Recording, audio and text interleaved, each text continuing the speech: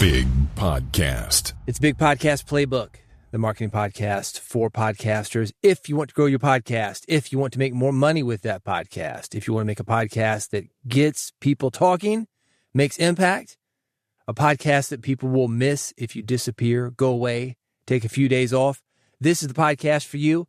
My name is David Hooper. BigPodcast.com is the website. You know, something that I don't do a lot is talk about the background that I've got, how I got to this place where I'm doing a podcast on podcasting. And really quickly, because it has to do with what this episode is about, I'm going to read a letter that I received via social media. The background is a lot. The background is I started radio while I was still in college. That was in the early 90s, 1991 to be exact. I got into what I call real radio in 2005, and that's after doing some things at, a couple stations during the 90s, small stations, not really anything significant, but it gave me access to a radio station. I learned a lot. 2005, I went on a weekly syndicated program that I started and that I own. And more recently, I'm working a daily show, producing it for SiriusXM. I've talked a little bit about that, how they reached out to me. I wasn't looking for a job. They reached out to me, and it was an opportunity that was too good to pass up. Some of that is going to come into play in this episode. My first job, it is still bigpodcast.com. I love working with experts, speakers, people with a message to spread, and working with them to spread that message via audio. So I got this letter. This is from somebody. I'm going to keep him anonymous. There's no point in mentioning who it is. I'm also going to keep some of the people that he mentions anonymous because he mentioned some people that you might consider to be competition for me. They also work in podcasting. I do not consider them competition. I just don't want to go there, though.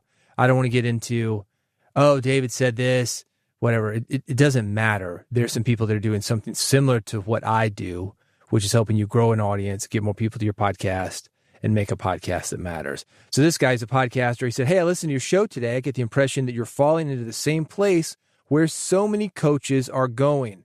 Start building, rebuilding the basics. That's where he thinks the direction is.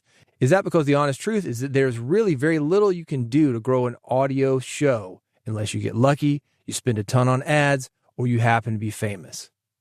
I want you to bookmark that. I'm going to go back to it.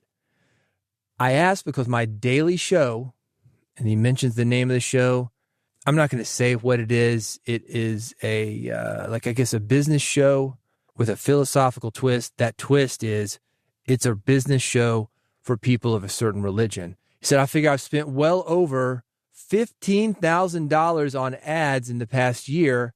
And just now I'm only seeing any average, I think he means a average, of 178 downloads a day. We could bookmark that as well. And I will. We'll go back to that. What's funny is I launched a new business show and I'm just 7 episodes in and already getting 120 downloads on each episode and only spent about $3,000 on ads. I respect your ideas just like so I was hoping to hear your honest thoughts. I had a conference call with that's somebody else, a second consultant. And he's all into YouTube, which is funny to me because he wants me to spend $7,500 on his cohort plan, and he doesn't even show that great of results with his own show. It makes me really question the entire content area and makes me very skeptical of coaches in general. I'll keep listening to you because I appreciate your tone and I can hear your professionalism. I guess I'm just getting worn out with the game. Be well. I mentioned at the very beginning of this episode, one of the things I'm not doing is selling myself probably enough. The background that I have, I've done work for NPR. I mentioned at the very beginning of this episode, I'm producing a daily show for SiriusXM, coast to coast, nationwide. I wake up every morning at 4:15 a.m., even on the weekends. I am dedicated to this. I live, breathe, eat, sleep, obsess over, and sacrifice for podcasting, radio, and in general, what I would call audio first content. I've got several audio books that I've produced. And when I say several, in the 200 range. I am audio first content. I'm not shy about this, but I'm also not buy this, and hyping things up about YouTube, LinkedIn, TikTok, Instagram, Facebook, any social media. My job is building an audience the old-fashioned way, which is giving the audience something that they care about. Something that if it disappears, those people are going to miss it. Not if it disappears, okay, who cares? Like they don't even notice it. They don't know if it's there or if it's not. Now, what this guy's talking about in his letter, let's go back to this first paragraph. It says, listen to your show today and I get the impression that you're falling into the same place where so many coaches are going. Start building, rebuilding the basics. Is that because the honest truth is that there is really very little you can do to grow an audience unless you get lucky, spend a ton on ads, or happen to be famous? Some people do get lucky. What I have found is that luck is maybe a viral video, if you want to call that. Will it get you listeners? Yes, it will. Will the listeners stay? No. And the reason they don't is that they're not coming to you because of your content. Well, the content may be in a viral video, but nothing beyond that. Not any content with substance or the relationship that they've got with you. An example of this, and this happened right here where I am in Nashville, not one block from where I am every single morning doing that coast-to-coast radio show. The Hawk Tula girl. Broadway, Nashville. A guy happened to catch her in a moment where she's saying, Hawk Tula, you know that. She was everywhere.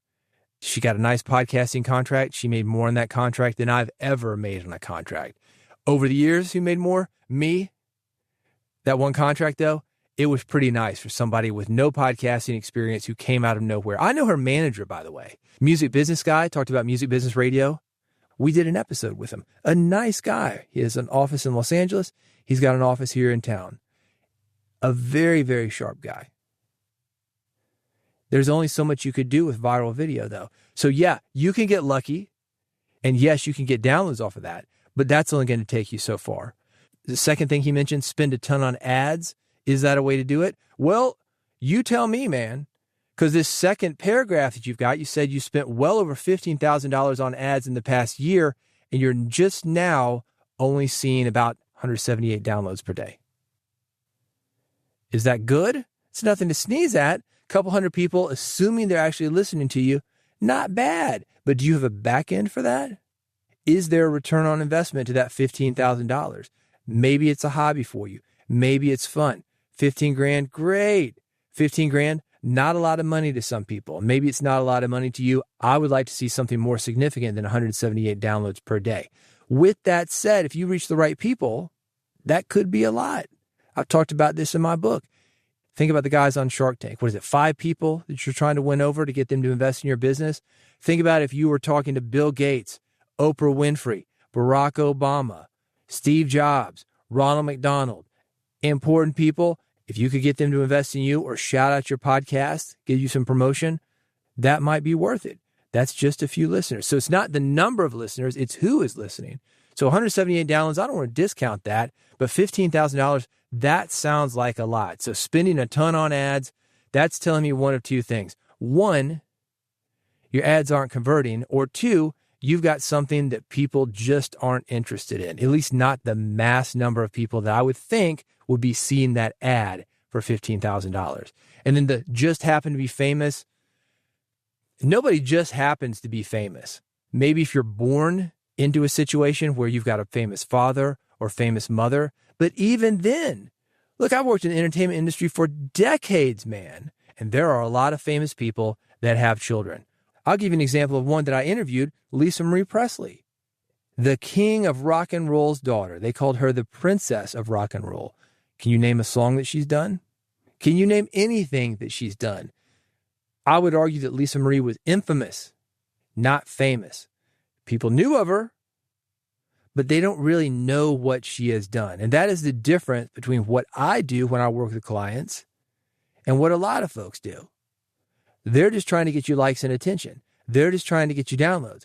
What I do when I work with somebody is we're going to work on that content. We're going to give people something that matters.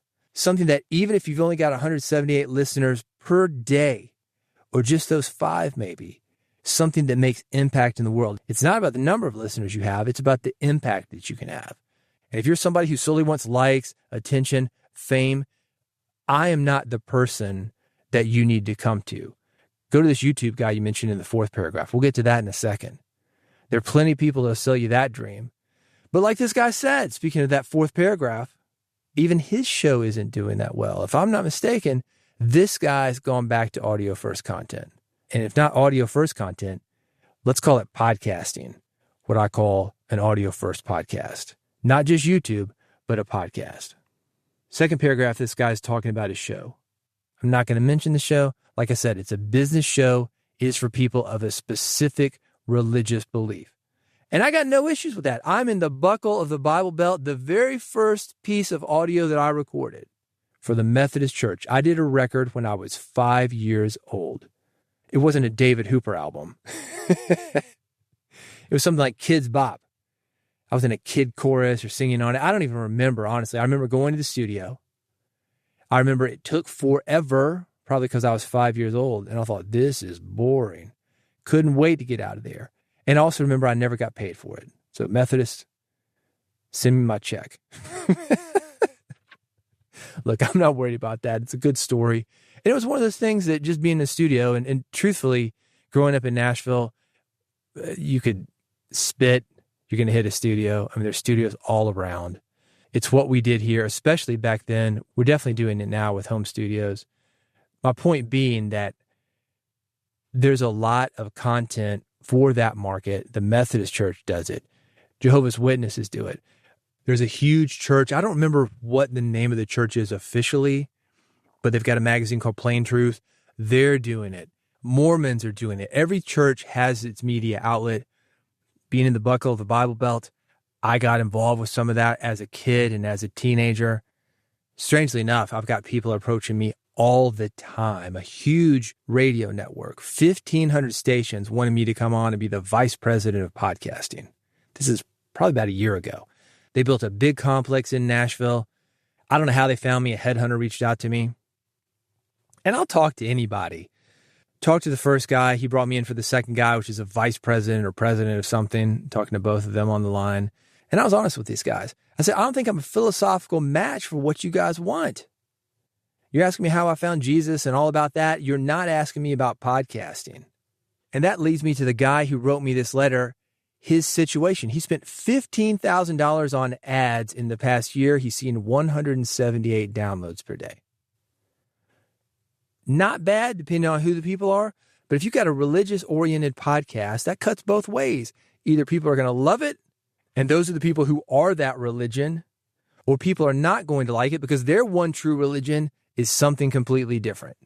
This second business show this guy has launched, he doesn't mention what it is. He's 7 episodes in, already getting 120 downloads on each episode. He's only spent $3,000 on ads. That's a significant amount of ads to me. Again, what are you doing? Where are you targeting this stuff? Is it converting well? Anybody can spend a lot of money and get some traffic.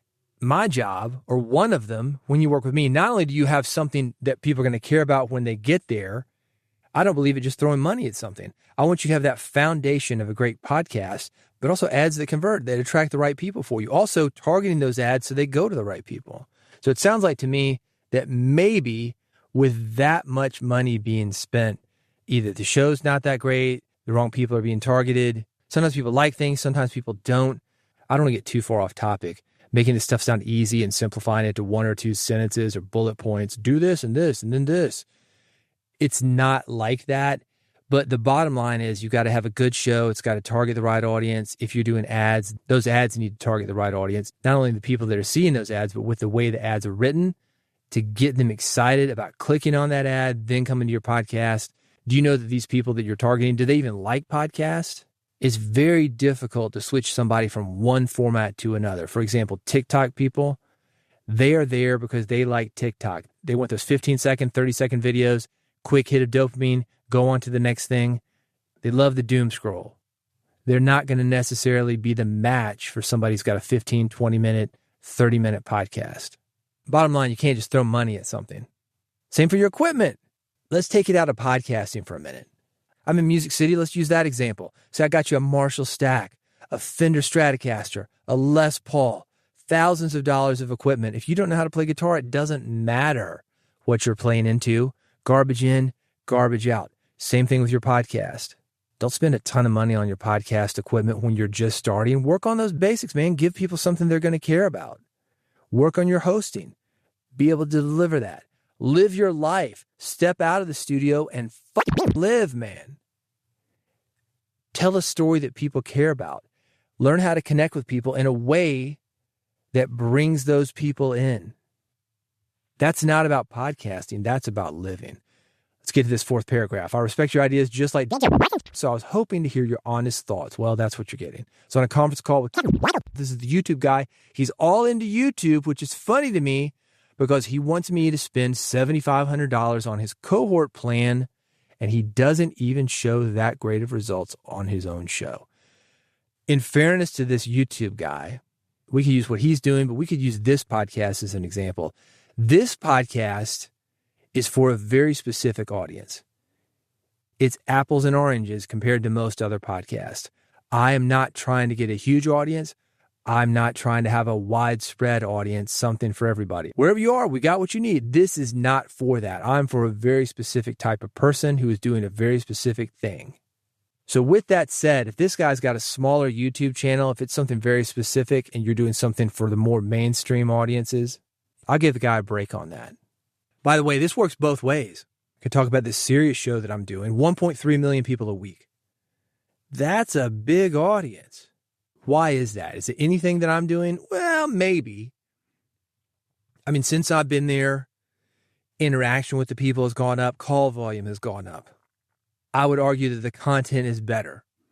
It's something that Sirius decided to produce in-house. That's why they brought me in. This guy was on another network previously. People seem to care more. We've developed the audience. Things are moving in the right direction. However, is it 1.3 million a week worthy? Some of it's just that we got a big antenna. 22,000 miles in the sky, satellite high. That is what we're working with. And sometimes it's just a big antenna that gets you that audience. And that's what he said at the beginning. Get lucky, spend a ton on ads, or happen to be famous. A big antenna is one of those things.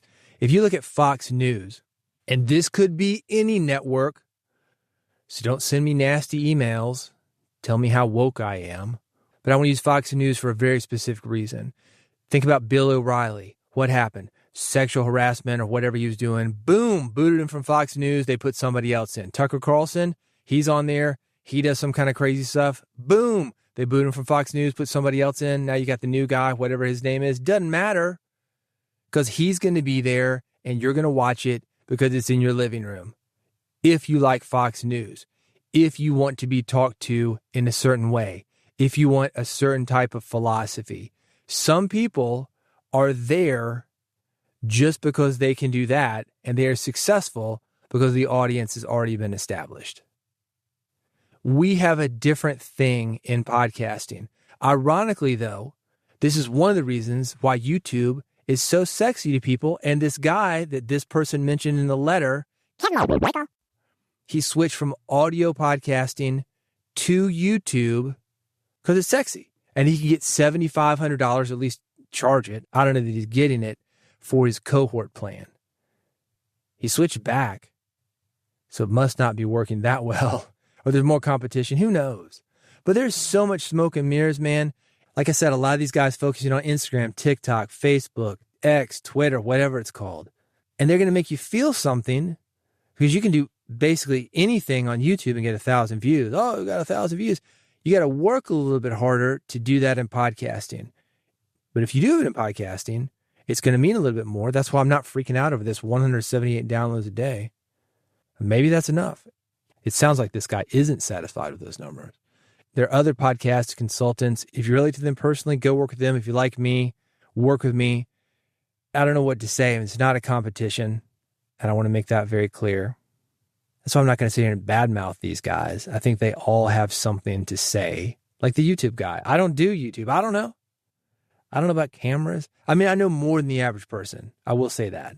But comparatively, people ask me, you feel comfortable editing audio? I mean, yeah, maybe. I edited this, engineered this, but I'm comparing myself to people in Nashville that are Grammy award-winning music producers. Compared to those guys, no, I don't. Part of that is just the environment that I've been around since I was 5 years old, growing up around engineers, being in the entertainment industry for 30-something years, being self-employed for 26 years. I know what it's like to grind something out. I know what it's like to not have that big antenna, and I know what it's like to have that big antenna. Is it worth $7,500 for a cohort? Maybe. Small hinges, big doors. If this guy could tell somebody with an existing audience one thing, and it gives them that little bitty edge, that 1%, maybe it's worth it to them. Is it worth it to anybody?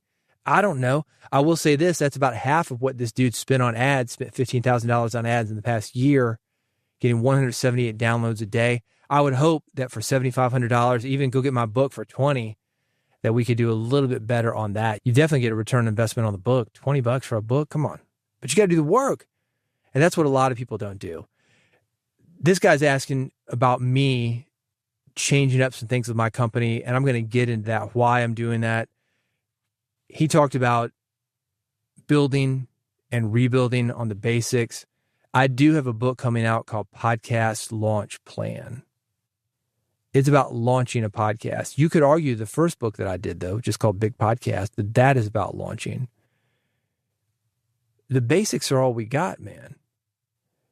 There's no kind of super high up knob that just does just a little bit and then you're good. And it's more advanced than everybody else. There's no secret to putting together a great radio show. There's no secret to putting together a great podcast or growing an audience, however you're growing your audience. It comes down to connection. It comes down to you being you. It comes down to being open to making changes. And a lot of the guys that I work with, they are not. They come to me and they're willing to spend the money. And they want me to say, oh, no, man, what you're doing, that podcast, it's great. No, I wouldn't change a thing, because they want validation and maybe a little bit of hope that things are going to be okay because they're not bringing in big audiences like they want to. They're not willing to change. That, I think, is the toughest thing about podcasting and success in podcasting is you have to be willing to change. Are you doing air checks? I'll give you an example from SiriusXM. Every week, these guys on music stations, and it's all the music stations, get together on a call. They will pick one person and they will listen to air checks, which are recordings of a show. And you got the country guy, let's say, he'll be playing whatever he's doing, coming out of a song, going into a break. And then the pop guy will say, oh, here's what we're doing. Have you thought about doing it like this? And the progressive rock guy will say, oh, that's funny. We kind of do that, but we do a different variation of that. That's how these guys get good. Are you doing something like that? Do you have other podcasters that you're connecting with? Are you even open to the feedback? Most podcasters are not. Are you asking your audience questions? Most podcasters are not. It's not rocket science. It's just being open. It's just doing the work. You can't buy your way into this. You could. You could get your Super Bowl ad for $5 billion. And then what? Get a little traffic? Get news around the Super Bowl ad. Oh, this podcaster, he spent $5 bajillion on an ad. This is the podcast. Are people going to stick with it, though? No. I want to finish up talking about some more of these changes that I've had going on just to kind of clarify what's happening here. The background is this. 26 years of doing this, I'm tired. 2005, that's when the podcast started. I took a break. And that's for me, ironically, to do a book on podcasting. The name change for the podcast, I explained this in the last episode. I'm working on this book. I'm using the name Build a Big Podcast, writing that out. A lot of people are going to see this new book. They've never heard of me. They haven't been exposed to me. It's a great time to change the name. So I did. Big Podcast Playbook. It's as simple as that. There's some other things that came into play. I had a long-term sponsor. That's a little bit more complicated. I will likely announce what happened with that-ish. My choice on that, but even that isn't as simple as that. I decided to walk away from it so I could do what I wanted to do. You know what? Let me be a little bit more specific about that. There was a change at that company. The new person making me go around through some hoops, didn't want to do it. They weren't going to honor what the old person and I had worked out. I walked away from that. Then they came back to me, and at that point I was done. So that's kind of the quick and dirty on that. I also got to think about my sustainability every day. As I mentioned, even on the weekends, I'm waking up at the 4 o'clock hour, 4:15 or so. I'm getting older. I'm working on a book. I want to spend time with my wife. I want to do other things than sit in a booth and record. And then, because I'm not perfect, go and edit and knock out words. I don't want to do it, at least not all the time. But fortunately, because I understand how this thing works, I've been in the game for a long time. I know what works and I know what doesn't. I know what I like to do and I know what I don't like to do. And that's the kind of stuff that I can work with you on. I'm not going to give you a hard pitch. If you want to see how I work with people, bigpodcast.com. That is where to go. You can also subscribe to this podcast. You will never miss an episode when you subscribe. This is free. You can stay around as long as you want. Listen to the ones you want, skip the ones you don't want. But you'll find that at bigpodcast.com. I make it very easy for you to subscribe. 1 click for iPhone, 1 click for Android. If you want an RSS feed. And the reason I do this, and this goes back to what I was saying earlier, knowing your audience, podcasters want RSS feeds because you know what it is. Average podcast listener, who cares? Just tell them to click on iPhone or click on Android. They're good. Podcasters, you need a little something different. That goes back to content. You got to know your audience. I'm happy to talk with you about knowing your audience and great content. So if you come in with a big budget, $3,000, $15,000, however much you've got, then you can see a return on investment with that money. That's the thing that you learn about being independent. I've done an audio first spoken word content. Like I said, 200 something audiobooks.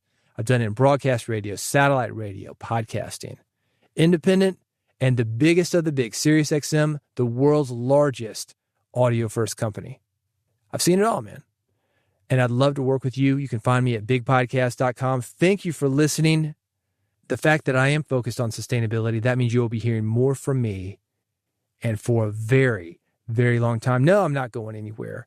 And yes, we are talking about the basics, not just any basics though, how you can put together some very basic things that'll give you those small hinges that swing big doors. Again, bigpodcast.com. Thanks for listening. I'll see you on the next episode of Big Podcast Playbook.